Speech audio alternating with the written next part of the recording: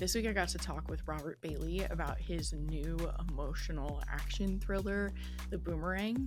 This one tackles how complicated cancer care is in our country, as well as being really action-packed throughout. But here is what it's about. The President of the United States has terminal cancer.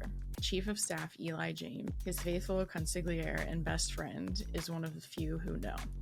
But just as the President's condition mysteriously improves, Eli's hit with another blow. His daughter has cancer too. Hell-bent on helping her, Eli turns to Big Pharma's top lobbyist for advice, but their encounter yields more questions than answers. As he races along a twisted trail to the truth, he stumbles upon a devastating cover-up worth billions of dollars and millions of lives.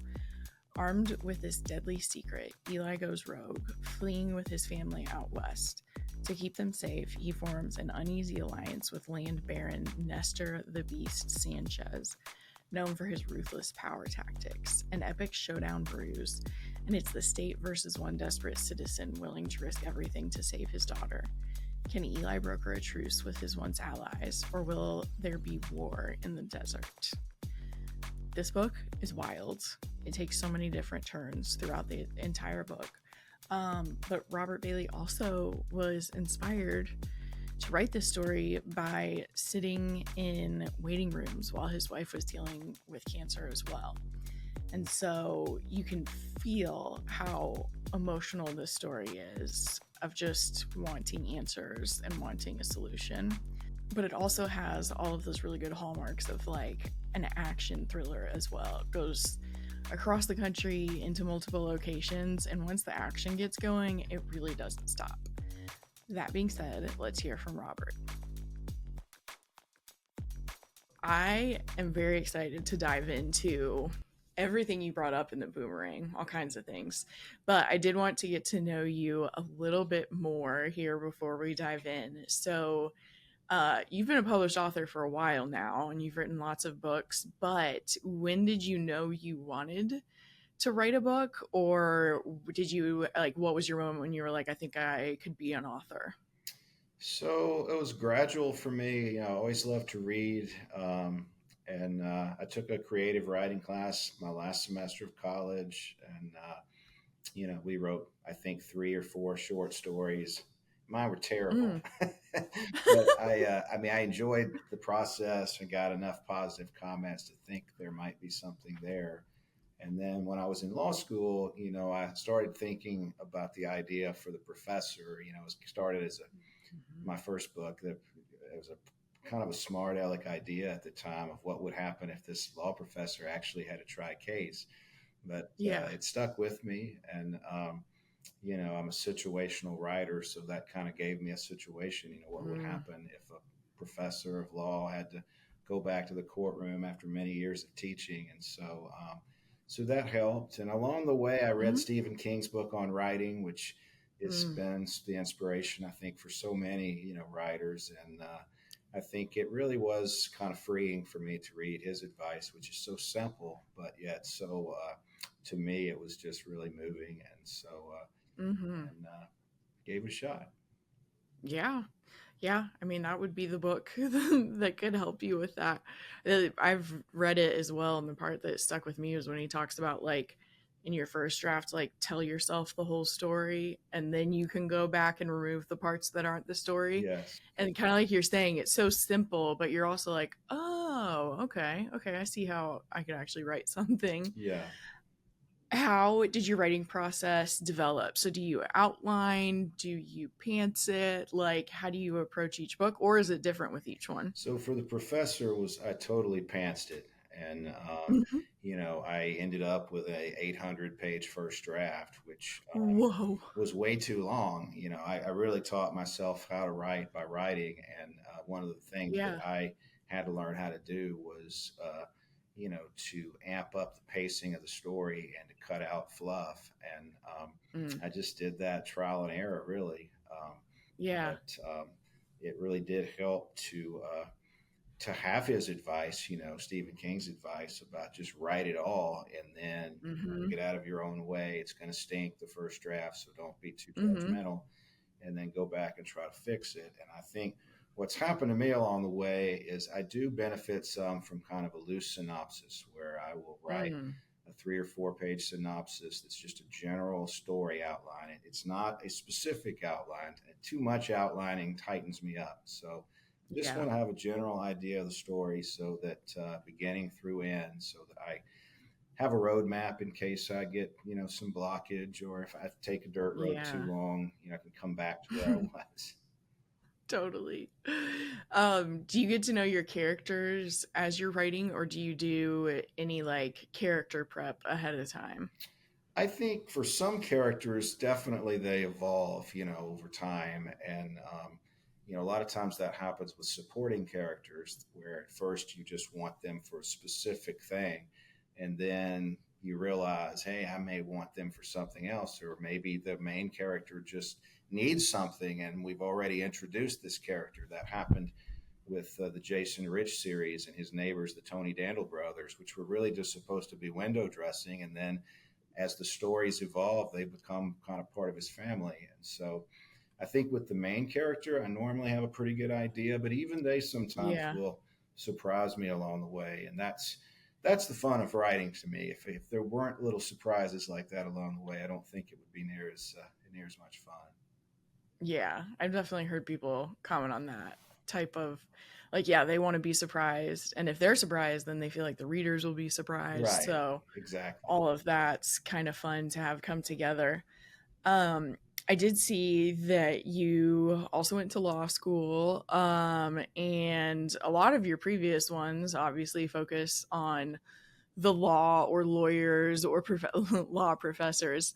Is there anything about that part of your life that you've found kind of like transcends into your writing?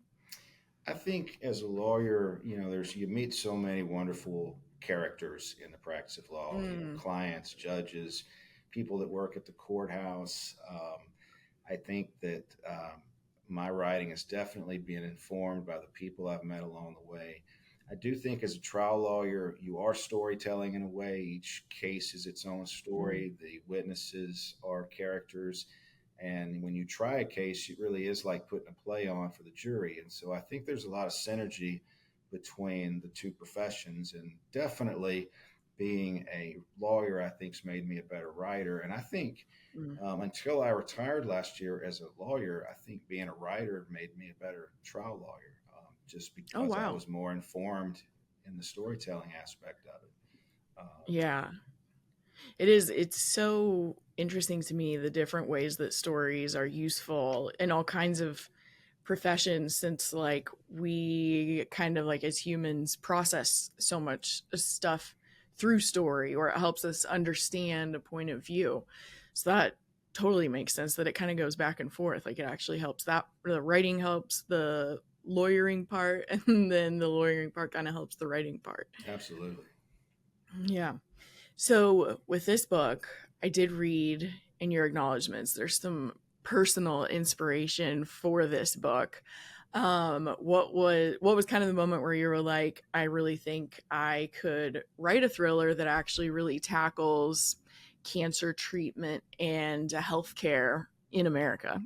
I think for me, my dad and wife both had cancer at the same time in 2016 and 17. And my dad had terminal lung cancer. And then my wife had early stage three lung cancer. And she was not a smoker, was in good health. So it was really a shock.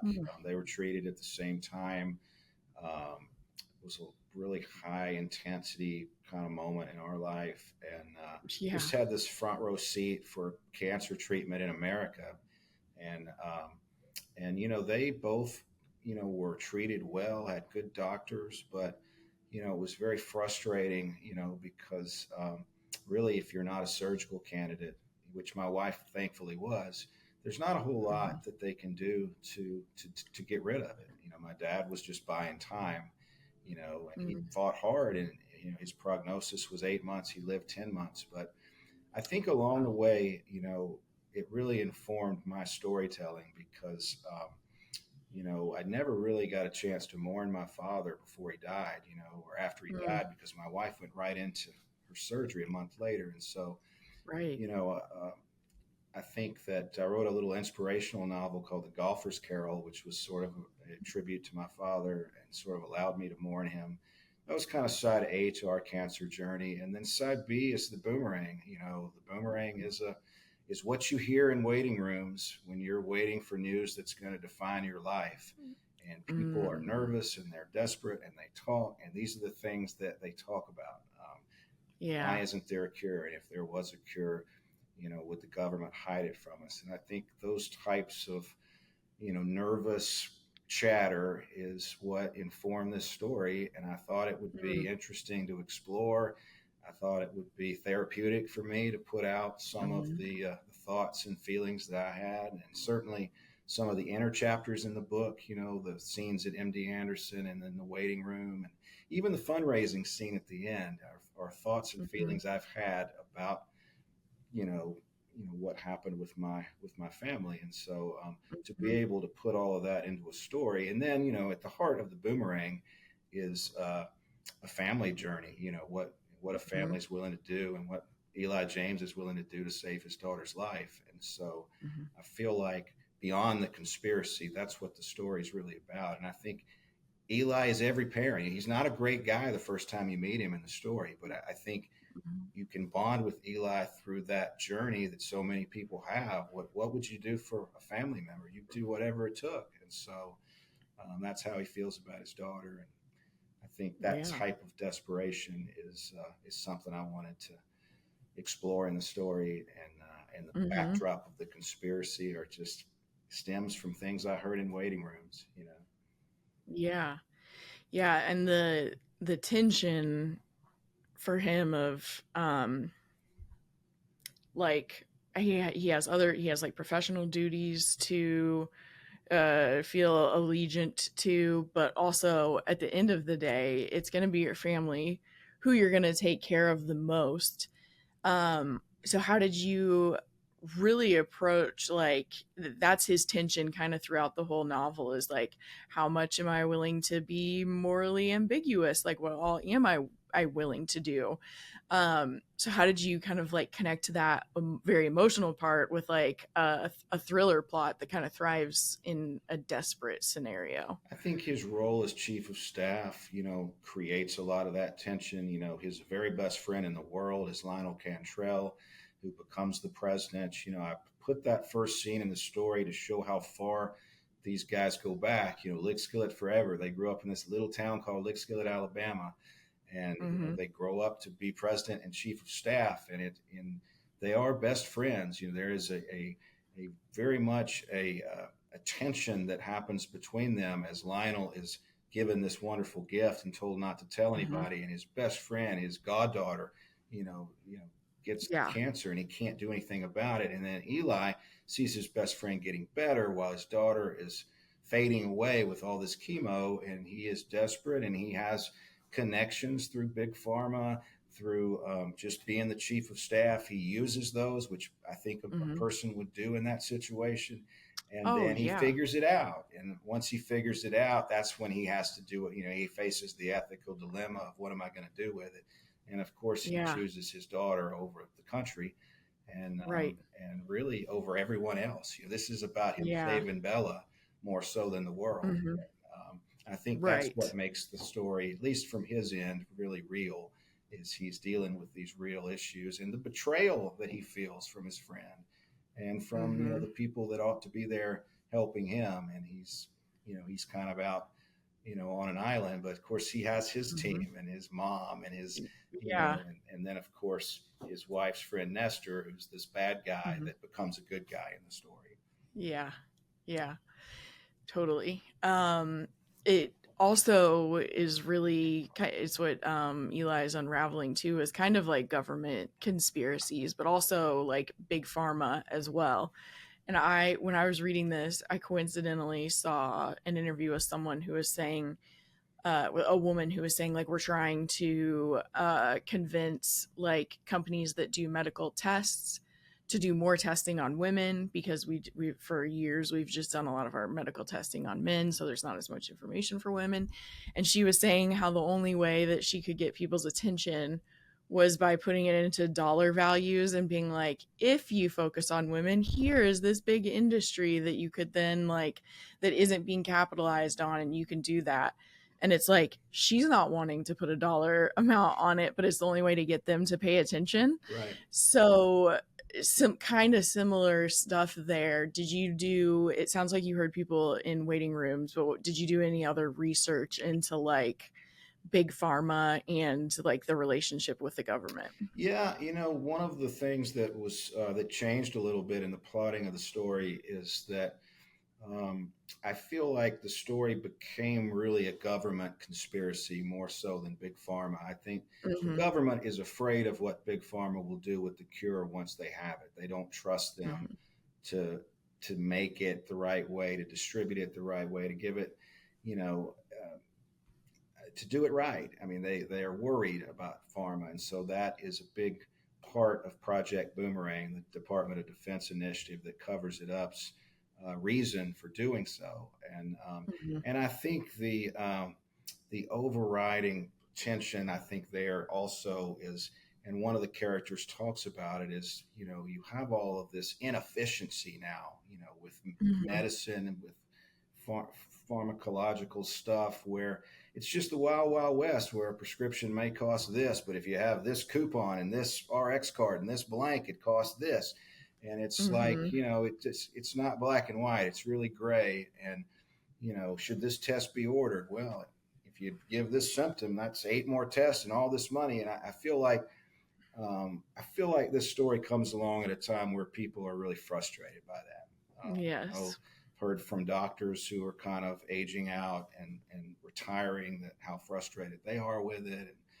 And Mm-hmm. so I feel like this story dances around some of those frustrations, and Yeah. also the takes advantage, I think, of some of the ways people feel about government now. Are we being Right. told everything? And so Mm-hmm. certainly we Yeah. we deal with some of that. Yeah. Totally. There was, I also, when I was reading this, we watched Black Mirror just had new episodes coming out. So I'm just plugging one little episode, the first one. Really dives into healthcare and what you're willing to pay when you don't have any option, Mm. which gets scary, as you can imagine, in a Black Mirror episode, but it's scary in real life too. Just like your book is not sci-fi. No, Like this is the stuff that's happening to real people too. But you were talking about the wild west of like RX cards, or like if you get this off of the drug manufacturer's website, it'll be this much cheaper. It doesn't make any it sense how doesn't. we're pricing things. But it was also reminding me of, in the book, we kind of start in DC, which is obviously like the political capital of our country. Um, and then we kind of end up in the Wild West. That's what made me think of it when you were saying that. And so, was it purposeful how you changed the setting to kind of match the story? Yes, so that was on purpose. The New Mexico setting, which makes up at least a third and maybe a half of the story, is really Mm, close to my heart. My wife grew up in New Mexico, and we've nice. visited there quite a bit over the last 20, 25 years. Both, I didn't realize the first few times we were there that I was subconsciously doing book research, but certainly last year when I went, I was doing some book research, and I just wanted to to bring some of the cultural elements there into play, some of the landmark places. I always like to do that in my southern thrillers and stories. I feel like that's a great way to connect with readers, and I felt like here, it really amped up the story to have this big power meeting at the top of the Sandia Peak, the highest point there in Albuquerque. I had been there, and it really is an awesome place, even if you're not having this real, crazy high powered meeting. But when I feel like scenes like that, where you can bring in a real place, help. Mhm. And certainly, Nestor Sanchez in the story is that John Dutton type figure that the government's afraid of. He's one of Eli's Mhm. contacts. Eli has people that are powerful in his in his Rolodex, so to speak. And Nestor's probably the Mhm. most powerful one, and his wife's best friend, and he's a little uneasy about this partnership, but desperate times call for desperate measures, and it brings, Yeah. you know, the person the government's probably most afraid of right into the rearview mirror. And Yeah.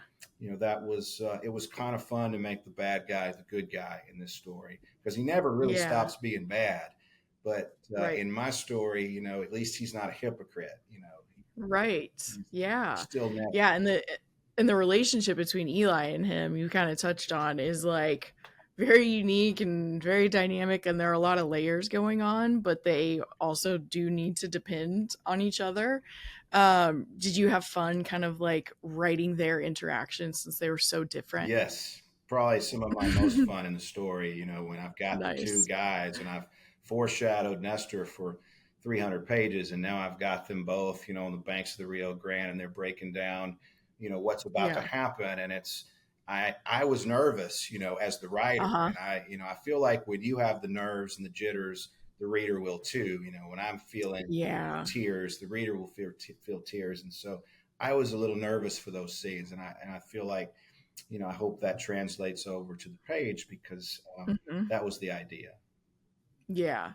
Yeah, kind of what you're talking about too is like the big emotional moments are there, and there is a lot of like emotion and heart to this novel, but and it also very much is a thriller too.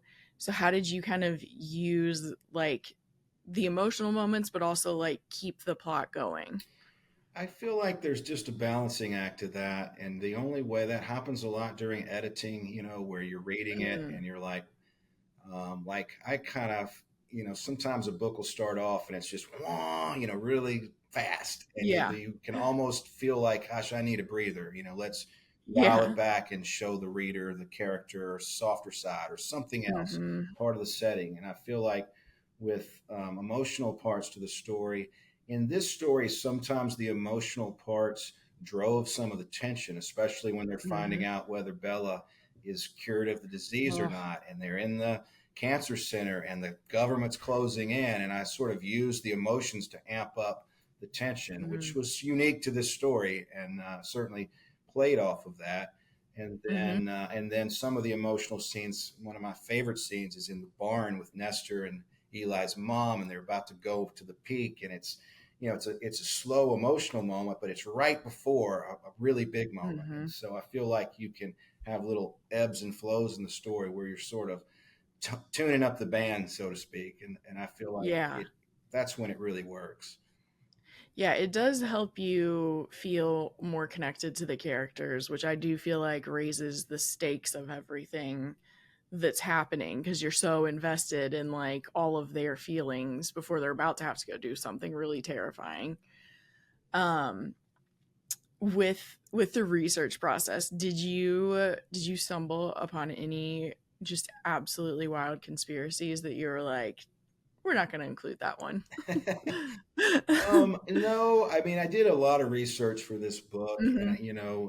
I think that I wanted to get all the various settings right. I wanted to, I really come from the angle that there's already a cure. We don't spend a Hmm. lot of Hmm. time on the medicine behind it. And that was Right. intentional because I wanted the book to feel more like a conspiracy thriller. And I didn't Hmm. want to bog the story down in too much of that, because I know that, an oncologist, that reads this is going to have reactions to that. And I really just wanted to create, Hmm.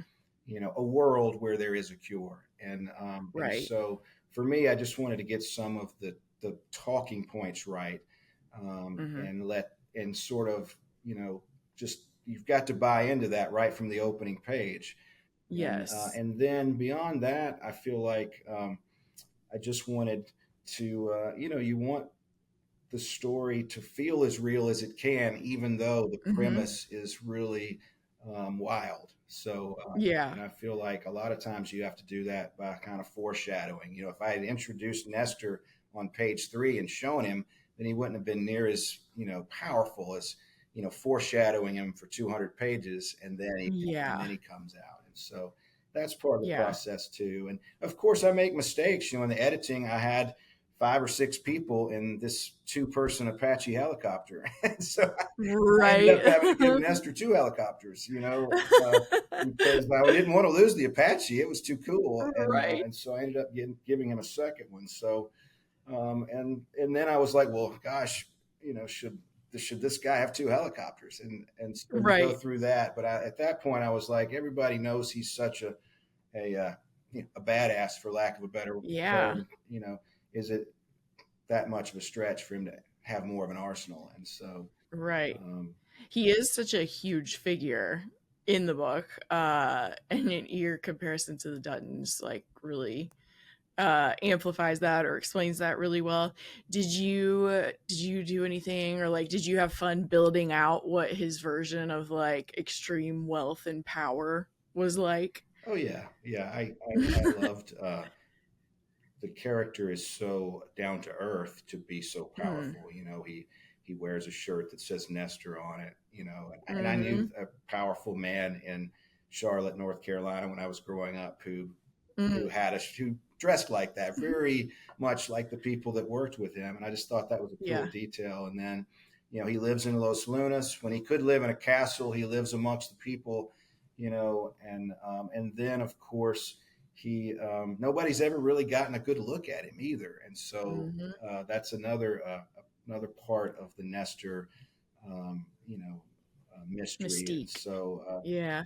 and then I also wanted to play up the fact that the governor there kind of likes him. He's kind of a necessary evil Mm-hmm. that keeps sort of the place safe. So there is Right. a benevolence to the man, even though he is a bit of a monster. So Right. I know, and sometimes we need people like that who are both, is like kind of the other part, because it's also reminding me that like in some ways without the existence of him, or in the real world of someone like him, then the government could be going so unchecked because there's no one that they're nervous about or who they would have to like hear something about from. So what were you a little bit like aiming at with like a government that doesn't want someone else to have the cure for cancer, like the interplay there of like them thinking, oh, that's too powerful, versus like no, like this should be a good thing.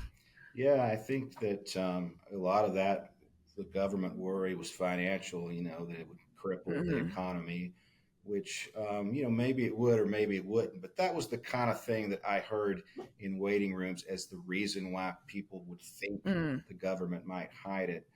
And Okay. then Yeah. certainly once Eli takes it to New Mexico and he's working with Nestor, the government's scared to Mm-hmm. death that this powerful man's going to have this huge chip, this powerful person, Mm-hmm. and to use against them. And so that amps up the desire to take him out too, which is what Mm-hmm. General Randolph told me. He's trying to. He's a monster too. You've got 2 monsters. Yeah. Who's going to win? And Randolph Mm-hmm. is the kind of the foil for the government perspective in it. And of course, his Mm-hmm. perspective is wrong, but at Right. least in the book, I try to give him reasons for it. I try to give him, at least Right. in his mind, he feels like he's doing something noble, even though to the Right. reader it's likely monstrous. Yeah. Totally. Totally.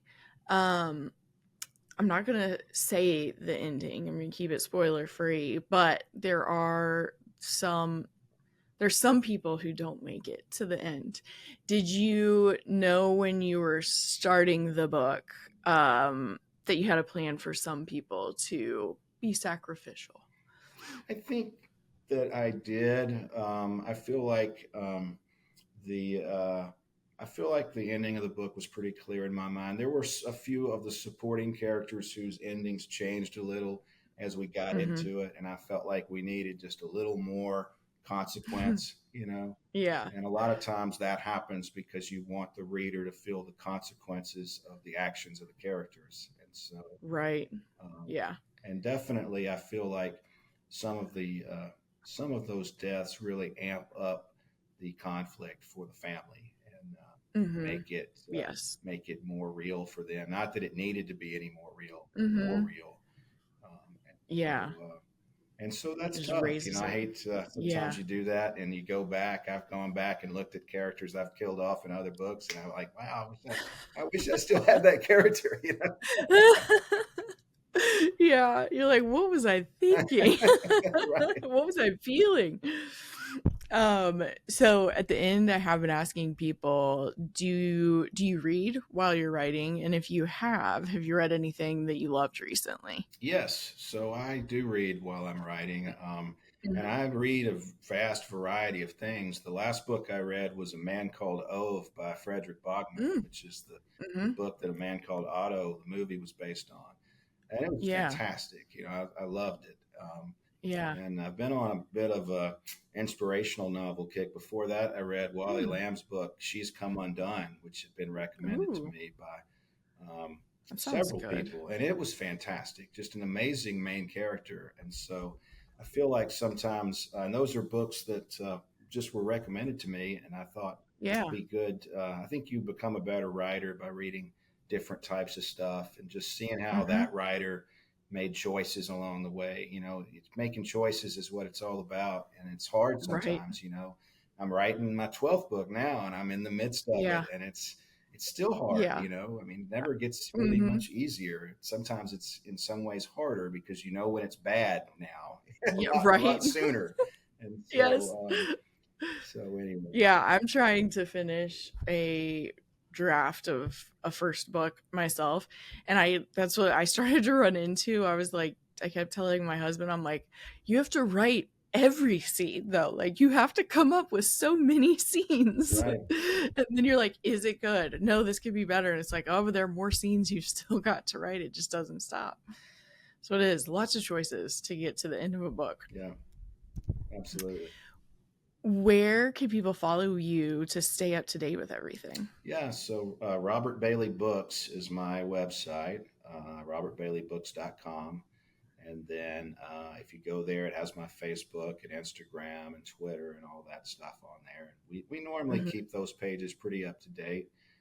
Yeah. We're going to have a nice book tour for the Boomerang. It'll start at the Nice. Poison Pen in Scottsdale, Arizona, and we're going to do a lot of regional Perfect. events here in Alabama, and then I think we're going to do some in Texas and New Mexico as well. So it'll be a bigger tour Nice. than I've done before, which makes sense because there's more geography, in this book than Oh, any yeah, I've that's ever true. had. So That's awesome. yeah, Well, I will put all those links in the show notes. And otherwise, thank you so much for chatting with me about the no, boomerang. thank you, Kate. I was honored to be on the show. I appreciate it.